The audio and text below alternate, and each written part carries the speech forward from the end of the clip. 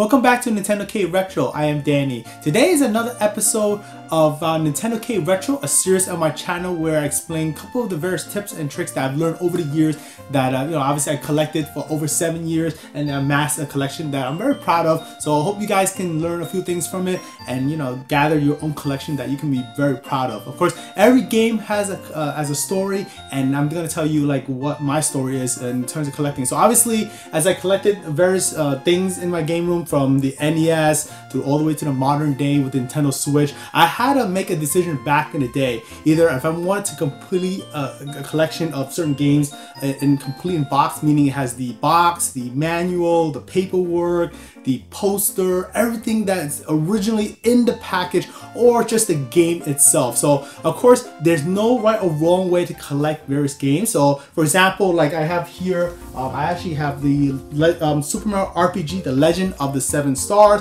one of my favorite games growing up playing back before the Nintendo 64 was released, and this is one of the later releases. So actually, I was very proud to have a complete box. My parents bought it for me back in the day. That's the great thing about being young. But the thing is, when I got the game, obviously it was complete. It was from the retail store like Toys R Us. I got this from Toys R Us. I'm very fortunate to have it from a retail that I grew up with, and it's really nice. You can see the artwork in the back side. You can see the various, the description, and then of course the screenshots of the game. That's what you guys, a lot of kids back in the day picked their games through the artwork and the graphics and the description of the box back then. And of course, when you take out the box, you get the game cartridge itself. This is the original cartridge that comes in, and then one of the great things about getting complete in box is the manual. Back in the day, they have paperwork in there. It's like really amazing. You can look inside through it. It has all kinds of, I'm just gonna put this down for a second.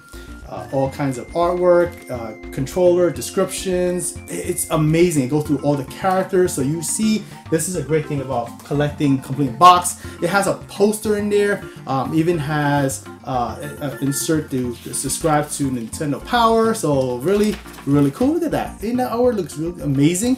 And to end it off is they have these instruction manuals. So it has a lot of things in there. But of course, a lot of collectors also collect single cartridges only. Like for example, I have here is a Earthbound, one of the more expensive game cartridges for the Super Nintendo. Of course, maybe Chrono Trigger, just to give an example of it. So just an idea, Earthbound and Chrono Trigger by itself go for a bit of money.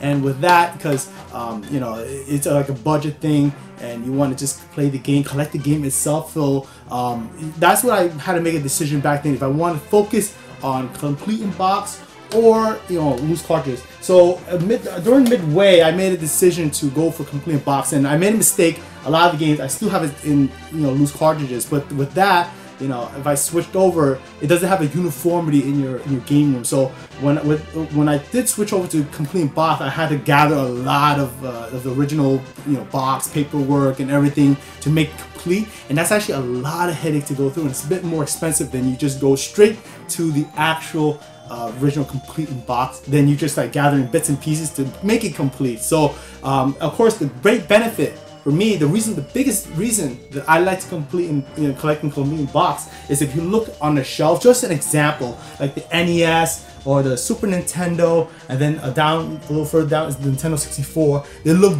great on the shelf. And if someone that came to my game room, you guys came to my game room, you could say, oh, that looks amazing. I remember seeing these boxes, they pull out the shelf. I remember seeing this as a kid, or they have reminiscing of the previous days of seeing this in stores, and that's what I love the most. Even the more like disc-based games like the GameCube or the Wii, you pull out a game, you can see the artwork is still there and looks amazing. You can open it up and look into it, the manuals, and that's what I go for. And I decided to really go for that nostalgic factor highly in my collection.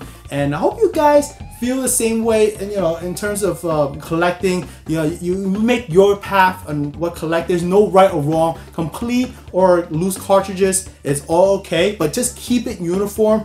Start from the beginning where you want to set your goals are. You want to collect it loose or complete box. If you go loose, definitely nothing wrong with that. You can collect a lot more games for the cheap versus if you collect complete box. If you guys go complete, it's gonna cost you an arm and a leg, but there's a benefit to it, I hope you guys can see it. So that's my story of, you know, why I collected, and like I said, every game has a story, and this is definitely mine. So be sure to check out on the description of my previous episodes of NintendoCade Retro, where I show you my previous tips of what I collect and how I collect certain things, and maybe you guys can get more tips from that. So hope you guys enjoy that. So if you enjoyed this episode, please give me a thumbs up, subscribe to NintendoCade, that's always helpful, and be sure to leave me down below in the comments what your thoughts are. What do you plan to collect? I'm really interested to hear what you have to say. I am Danny, and I'll talk to you again soon.